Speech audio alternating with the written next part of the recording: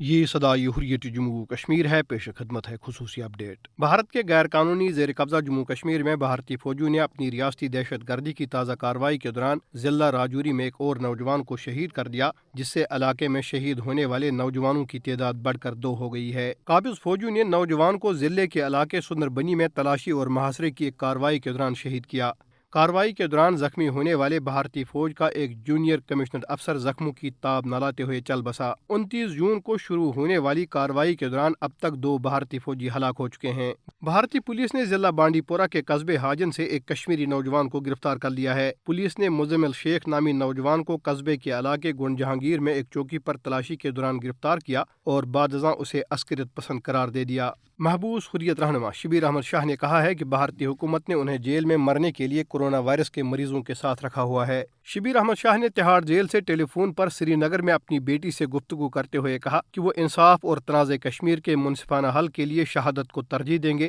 اور کبھی بھی کشمیر کاز پر کوئی سمجھوتا نہیں کریں گے۔ کشمیری ہفتہ شہداء آزادی کی راہ میں اپنی جانیں لٹانے والے شہداء کو خراج عقیدت پیش کرنے کے لیے اور بھارتی غلامی سے آزادی تک اپنی جدوجہد جاری رکھنے کے عزم کی تجدید کے لیے منا رہے ہیں۔ ہفتہ شہداء پرعزم کشمیریوں کی آزادی کے لیے دی جانے والی بے بہا قربانیوں کی یاد دلاتا ہے۔ کشمیریوں کی تحریک آزادی شہداء کے خون کی برکت سے زندہ ہے اور کشمیری بھارت سے مکمل آزادی تک شہداء کے راستے پر گامزن رہیں گے۔ خصوصی اپڈیٹ ختم ہوا۔ دنیا کی کسی بھی آزادی کی تحریک میں جان کا نذرانہ وہ آخری اور اعلیٰ درجے کی قربانی ہوتی ہے جس کی کوئی نظیر اور مثال ممکن نہیں، کیونکہ شاید ہی کوئی قربانی اس سے بڑھ کر ہو کہ انسان اپنے مقصد کی دھن میں اپنی سب سے قیمتی متاع یعنی نقد جان سے ہی گزر جائے۔ تحریک حریت کے ایسے ہی سرفروش جانثاروں کی قربانی کی یاد میں سال کے مختلف اوقات میں مختلف پروگراموں کا انعقاد کیا جاتا ہے۔ ان دنوں بھی ہفتہ شہداء کے سلسلے میں سرفروش شہیدوں کی یاد تازہ کی جا رہی ہے، جن میں 2016 میں